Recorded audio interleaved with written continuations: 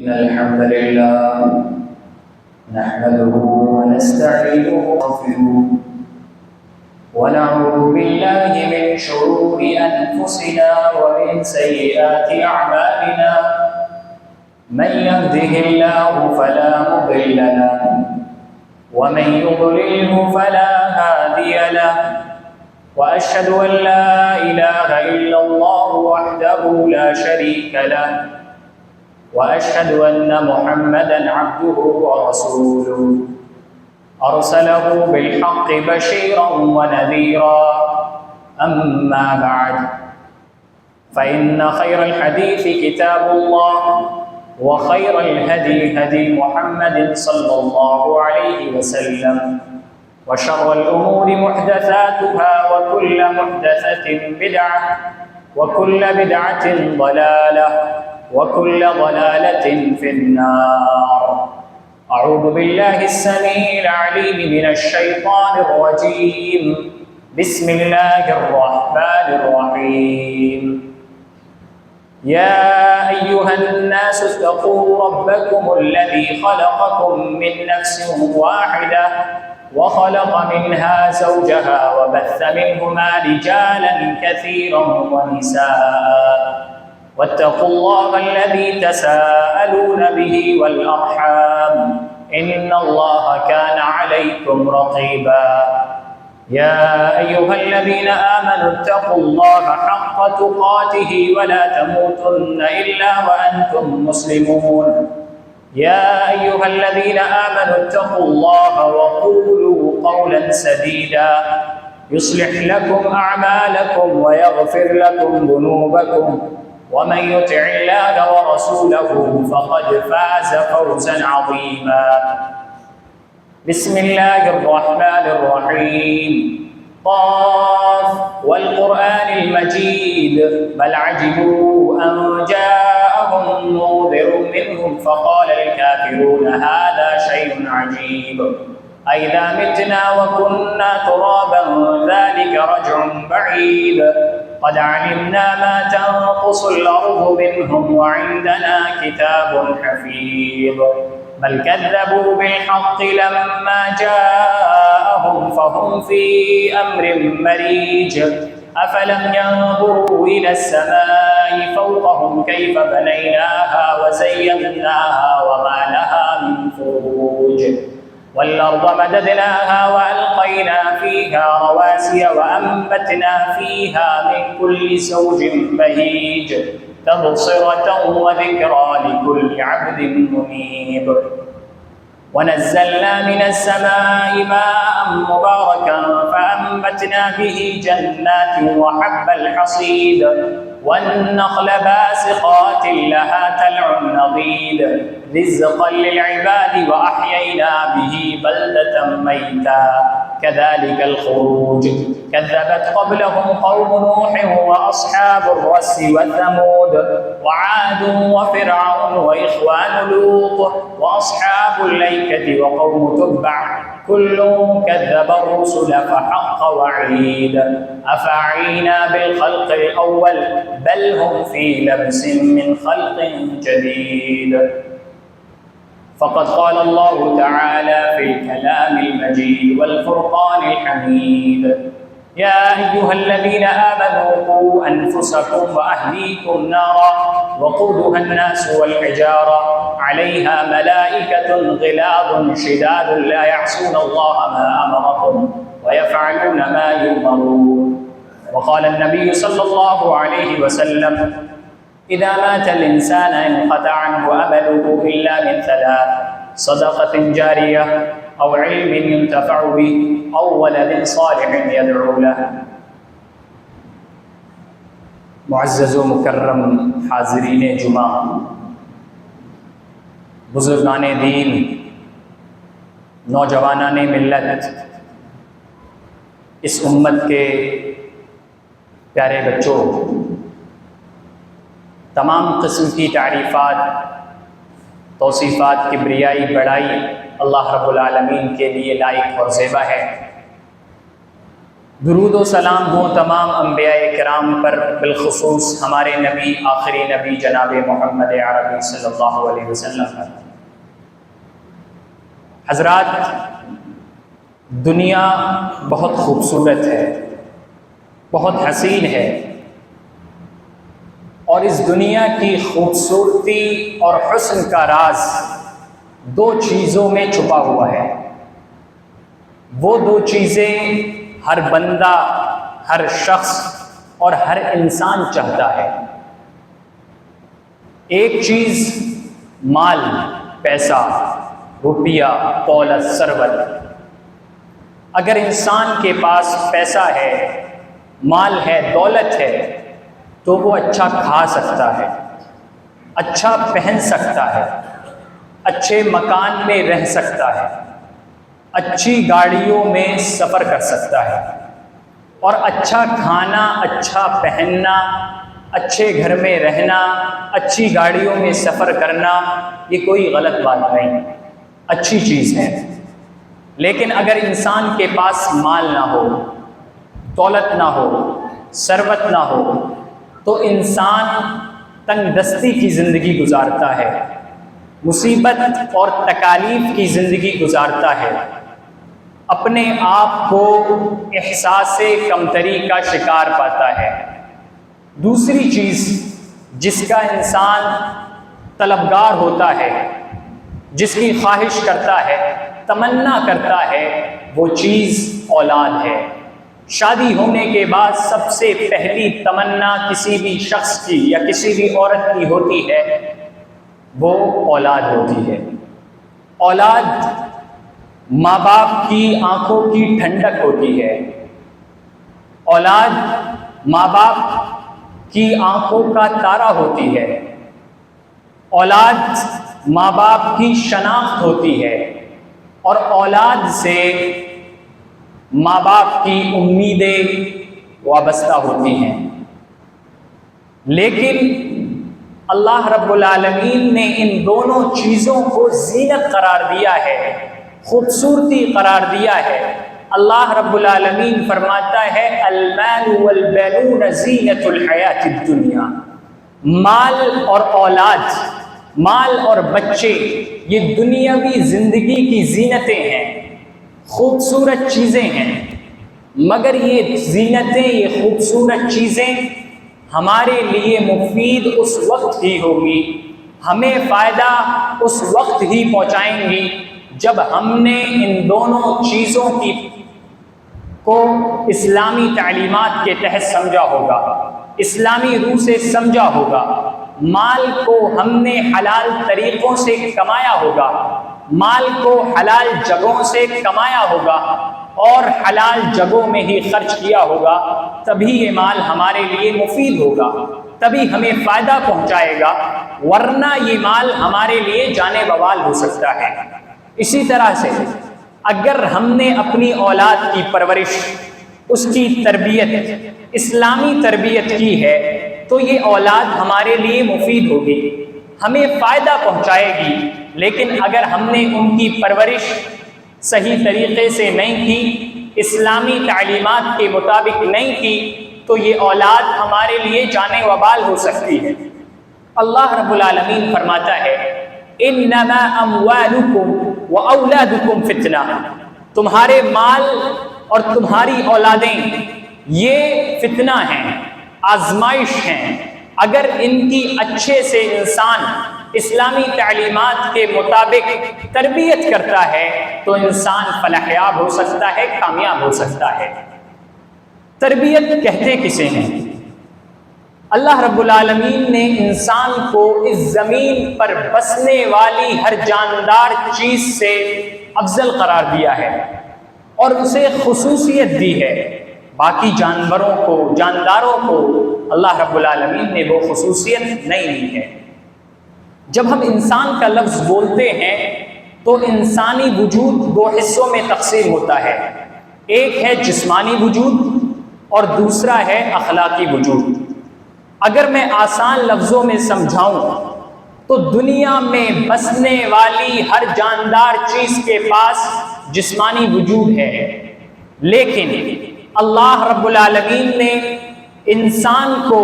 جسمانی وجود کے ساتھ ساتھ ایک اور شے دی ہے، ایک اور چیز دی ہے جس کو ہم کردار کے نام سے جانتے ہیں، جس کو ہم کریکٹر کے نام سے جانتے ہیں،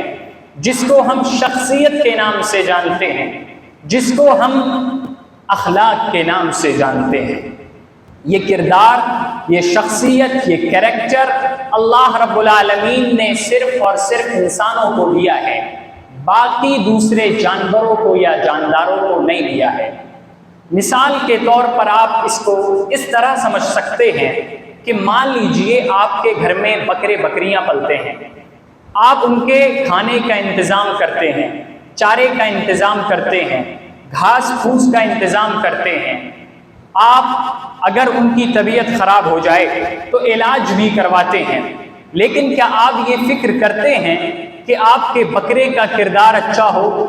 وہ سچ بولے جھوٹ نہ بولے؟ ایسا نہیں کرتے، کیونکہ اس کا کوئی کردار ہی نہیں ہے۔ لیکن جب آپ انسان کی تربیت کرتے ہیں، اپنے بچے کی تربیت کرتے ہیں، تو اسے جہاں آپ کھلاتے ہیں، پلاتے ہیں، پہناتے ہیں، جب آپ کا بچہ بیمار ہوتا ہے اس کا علاج کرواتے ہیں، تو وہیں آپ اس بات کی بھی فکر کرتے ہیں کہ آپ کے بچے کا کردار سلامت رہے، اخلاق سلامت رہے، آپ کا بچہ سچ بولے، جھوٹ نہ بولے، حق بات کا ساتھ دے، آپ کا بچہ باطل کا ساتھ نہ دے۔ اسی کو کہتے ہیں تربیت۔ اور یہ ماں باپ پر منحصر ہوتا ہے کہ ماں باپ اپنے بچے کو کیا بنانا چاہتے ہیں۔ ماں باپ اپنے بچے کو جو بنانا چاہتے ہیں بچہ وہ بن جاتا ہے۔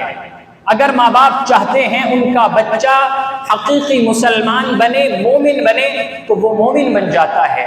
اللہ کے نبی صلی اللہ علیہ وسلم نے فرمایا کل مولود یولد علی الفطرہ، ہر بچہ فطرت اسلام پر پیدا ہوتا ہے، ہر بچہ اچھی باتوں کو قبول کرنے والا ہوتا ہے۔ فَأَبَوَاهُ يُهَوِّدَانِهِ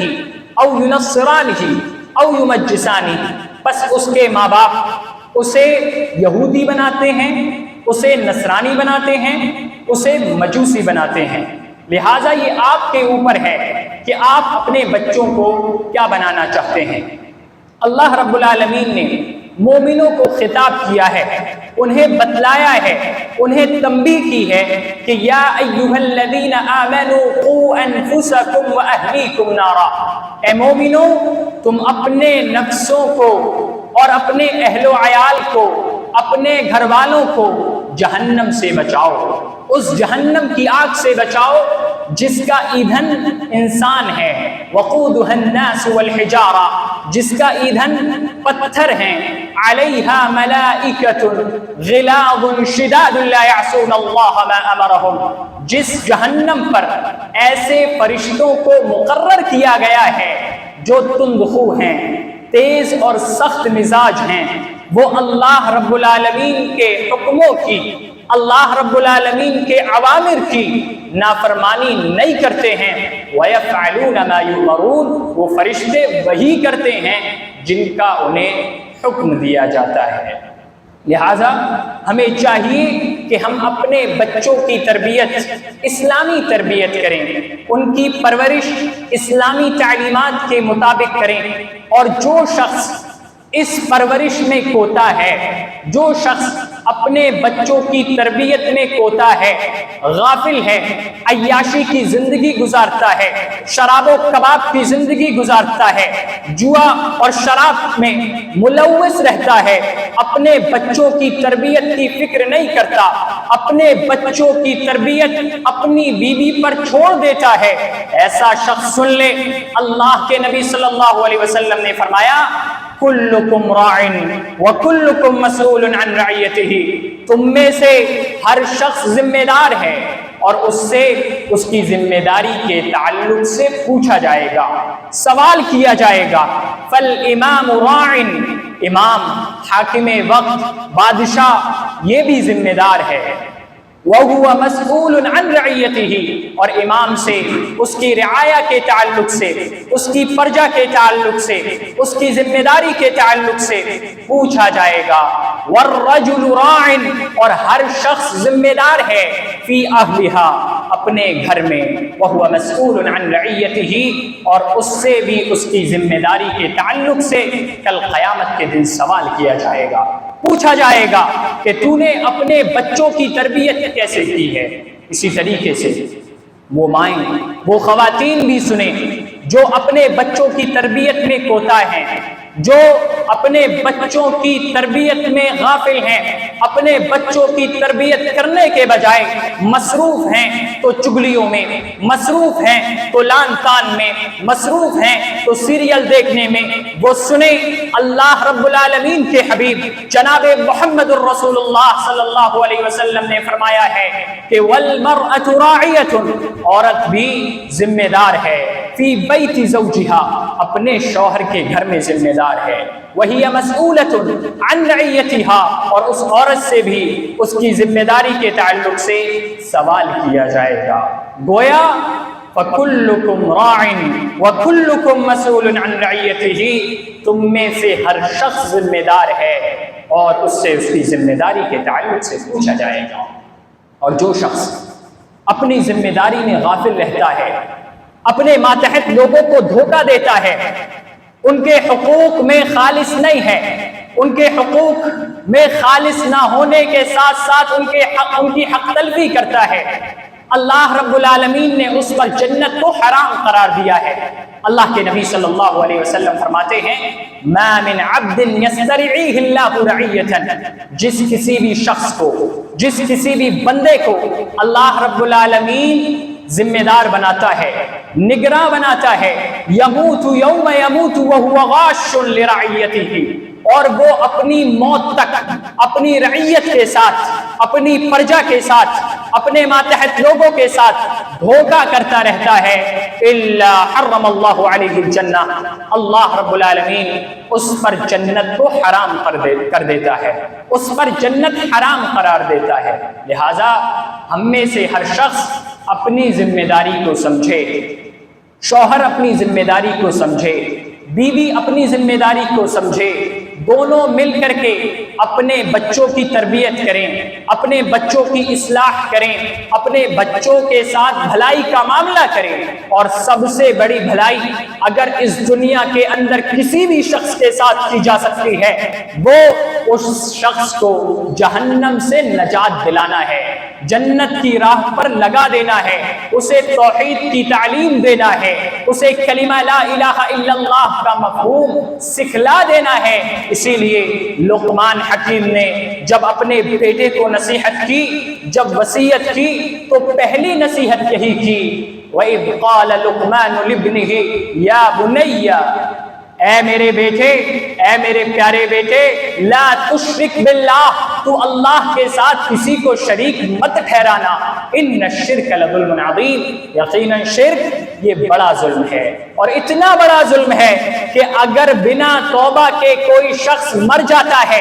فوت ہو جاتا ہے، تو جہنم اس پر واجب ہو جاتی ہے، جنت میں وہ نہیں داخل ہو سکتا۔ اللہ کے نبی صلی اللہ علیہ وسلم نے فرمایا من مات باللہ یشرک بہ شیئا، جو شخص اس حال میں مرتا ہے کہ وہ اللہ کے ساتھ کسی کو شریک ٹھہراتا ہے، دخل النار، وہ جہنم میں داخل ہوگا۔ ومن مات لا یشرک باللہ، اور جو شخص اس حال میں مرتا ہے وہ اللہ کے ساتھ کسی کو شریک نہیں ٹھہراتا، دخل الجنہ، وہ جنت میں داخل ہوگا۔ لہٰذا ہم اپنے بچوں کی توحید کی فکر کریں،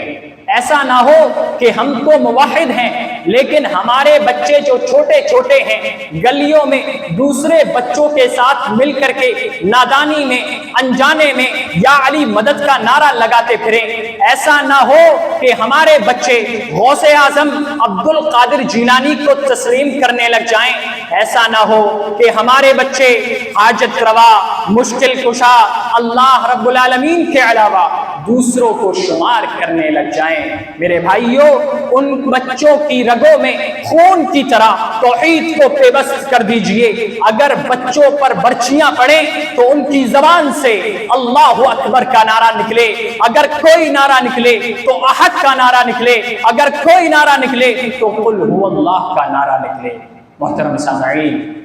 یہ بچوں کی توحید سب سے افضل اور پہلی وصیت ہے جو والدین کو کرنی چاہیے۔ آپ چاہتے ہیں آپ کا بچہ نماز پڑھے، آپ چاہتے ہیں آپ کا بچہ مسجدوں سے جڑے،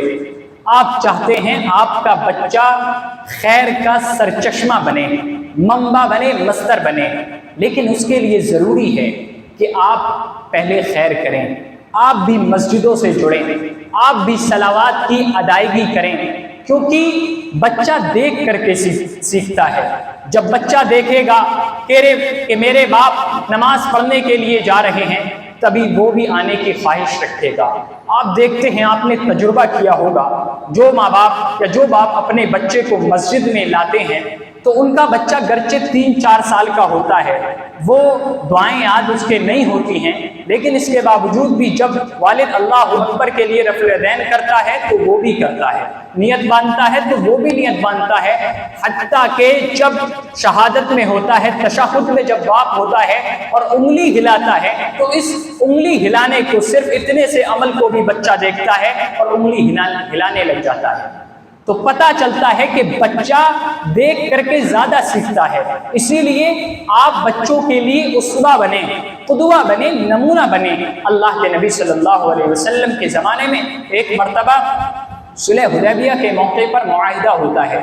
جس میں صحابہ اکرام دل برداشتہ ہوتے ہیں، خفا ہوتے ہیں۔ وہ ایسا معاہدہ تھا کہ اس میں ایسے قوانین تھے، ایسے اصول تھے جو کافروں کے فیور میں تھے، کافروں کی حمایت میں تھے، اور بظاہر مسلمانوں کو اس سے نقصان ہو رہا تھا۔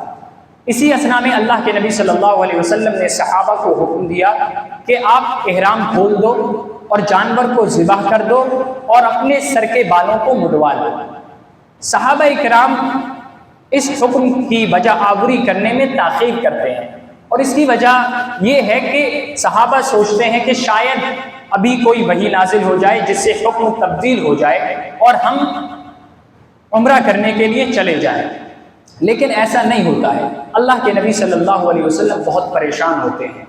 بہت تکلیف میں ہوتے ہیں، اپنے خیمے میں جاتے ہیں، وہاں پر ام المؤمنین ہم سب کی ماں ام سلمہ رضی اللہ تعالی عنہا سے شکایت کرتے ہیں اور ان سے پوچھتے ہیں، کہتے ہیں لوگوں نے میری بات نہیں مانی۔ ام سلمہ رضی اللہ تعالی عنہا جو بڑی عقل مند والی خاتون تھیں، جو بڑا ہی دانشمندانہ مشورہ دیتے ہوئے کہتی ہیں، اللہ کے نبی آپ خیمے سے باہر جائیے، لوگوں سے کچھ مت کہیے، آپ جانور کو ذبح کر دیجئے اور اپنے بالوں کو مڈوا لیجئے، صحابہ آپ کی اتباع کریں گے۔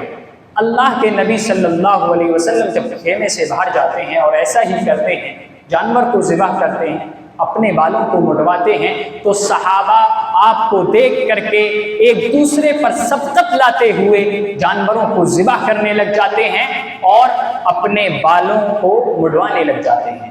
تو یہ مثال ہے کہ انسان دیکھ کر کے زیادہ سیکھتا ہے، اور اسلام کی تعلیمات بھی یہی ہے، یا ایھا الذین آمنوا لم تقولون ما لا تفعلون، اے مومنو تم وہ بات کیوں کہتے ہو جو تم کرتے نہیں۔ لہٰذا اگر آپ چاہتے ہیں کہ آپ کا بچہ نمازی بنے، اگر آپ چاہتے ہیں کہ آپ کا بچہ خیر کا سرچشمہ بنے، اگر آپ چاہتے ہیں کہ آپ کا بچہ مسجدوں کے قریب ہو، تو پہلے آپ پر واجب ہے کہ آپ نمازوں کی ادائیگی کریں اور نمازیں پڑھیں۔ سامعین محترم، اسی طریقے سے جب بچہ 7 سال کا ہوتا ہے تو اسے آپ نمازوں کا حکم دیں، اسے بتائیں کہ اللہ کے نبی صلی اللہ علیہ وسلم نے فرمایا ہے، مروا اولادکم بالصلاۃ وهم ابناء 7 سنین۔ اللہ کے نبی مخاطب ہیں، اپنے لوگوں سے مخاطب ہیں اور کہہ رہے ہیں کہ تم اپنی اولاد کو حکم دو، نماز کا حکم دو جب وہ 7 سال کے ہو جائیں، وَاضْرِبُوهُمْ عَلَيْهَا، اور ان کو نماز نہ پڑھنے کی وجہ سے مارو، انہیں ڈانٹو اور ان کی پھٹکار لگاؤ، وَهُمْ أَبْنَاءُ 10 سنین، جب وہ 10 سال کے ہو جائیں اور نماز نہ پڑھیں تو انہیں مارا بھی جا سکتا ہے۔ اسی لیے لقمان حکیم نے جب اپنے بیٹے کو دوسری نصیحت کی وہ یہی تھی، یا بنیا اقم الصلاۃ، اے میرے پیارے بیٹے نماز کے قریب ہو جا، نماز پڑھنے لگ جا، کیونکہ لقمان علیہ السلام جانتے تھے فَخَلَفَ مِن بَعْدِهِمْ خَلْفٌ أَضَاعُوا الصَّلَاةَ وَاتَّبَعُوا الشَّهَوَاتِ فَسَوْفَ يَلْقَوْنَ غَيًّا، جن لوگوں نے نمازوں کو ضائع کر دیا، شہوات کی پیروی میں لگ گئے، وہ لوگ جہنم میں جائیں گے۔ غی یہ جہنم کی ایک وادی کا نام ہے جہاں پر بے نمازی جائے گا۔ سامعین محترم، اپنے بچوں کو نمازوں کا حکم دیں، اپنے بچوں کو بھلائی کا حکم دیں، اپنے بچوں کو منکرات سے بچائیں۔ لقمان حکیم نے یہی حکم دیا وَأْمُرْ بِالْمَعْرُوفِ وَانْهَ عَنِ الْمُنْكَرِ وَاصْبِرْ عَلَى مَا أَصَابَكَ، اور اگر ان پر کوئی مصیبت آن پڑے، کوئی مشکل آن پڑے تو انہیں صبر کی تلقین کریں۔ جب بچے جوان ہوتے ہیں، جب اولاد جوان ہوتی ہے تو اس کا خون گرم ہوتا ہے، اسے جلدی غصہ آتا ہے، اور اگر اس کے پاس پیسہ آ جائے، طاقت آ جائے، شہرت پا جائے تو وہ تکبر کا شکار ہو سکتا ہے، اور ایسا ہوتا ہے۔ تو اس موقع پر والدین کی ذمہ داری ہے کہ انہیں نصیحت کریں وَلَا تُصَعِّرْ خَدَّكَ لِلنَّاسِ وَلَا تَمْشِ فِي الْأَرْضِ مَرَحًا۔ لقمان حکیم نے اپنے بیٹے کو نصیحت کرتے ہوئے کہا بیٹے تو لوگوں سے گال کھلا کر کے نہ ملنا، لوگوں سے اترا کر کے نہ ملنا،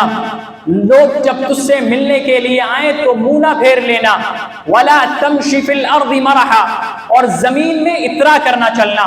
زمین میں گھمنڈ محسوس کرتے ہوئے نہ چلنا۔ إِنَّ اللَّهَ لَا يُحِبُّ كُلَّ مُخْتَالٍ فَخُورٍ، کیونکہ اللہ رب العالمین کسی بھی فخر کرنے والے اور تکبر والے شخص کو، متکبر شخص کو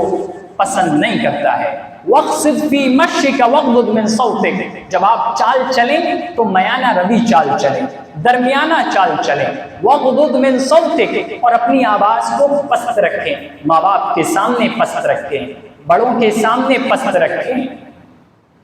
وَاغْضُضْ مِنْ صَوْتِكَ إِنَّ أَنْكَرَ الْأَصْوَاتِ لَصَوْتُ الْحَمِيرِ، اور سب سے بری جو آواز ہے وہ گدھے کی آواز ہے۔ خلاصہ کلام یہ ہے کہ اپنی اولاد کو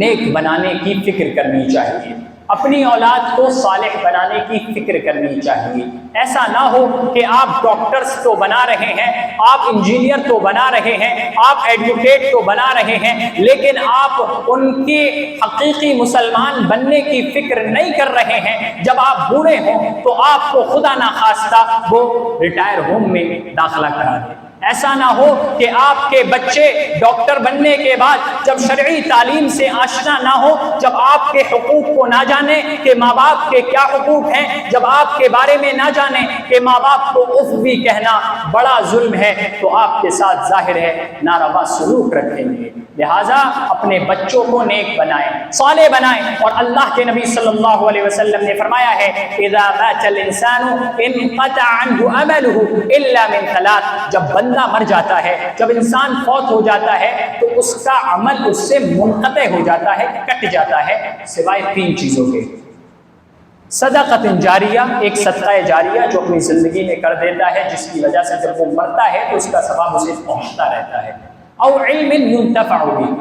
اور ایسا علم جو اس کو فائدہ پہنچائے۔ اور تیسری جو آخری چیز، جو اہم چیز ہے، او ولد صالح يدعو له، اور نیک اولاد جو اس کے حق میں دعا کرے، جب وہ قبر میں ہو اس کے لیے دعائیں کرے، جب وہ قبر میں ہو تو اس کی گناہوں کی بخشش کی دعائیں کرے۔ لہٰذا ہمیں چاہیے کہ ہم ان باتوں پر دھیان دیں۔ اللہ رب العالمین سے دعا ہے کہ اللہ تعالیٰ تو ہمیں کہنے سننے سے زیادہ عمل کی توفیق دے۔ اللہ رب العالمین تو ہمیں جب تک زندہ رکھ، ایمان پر رکھ، عقیدہ توحید پر رکھ، جب ہمارا خاتمہ ہو ایمان پر ہو، خاتمہ بالخیر ہو۔ وآخر دعوانا ان الحمد للہ رب العالمین۔ بارک اللہ لی ولکم فی القرآن العظیم ونفعنی وإیاکم بالآیات والذکر الحکیم، انہ تعالی جواد کریم ملک بر الرؤوف الرحیم۔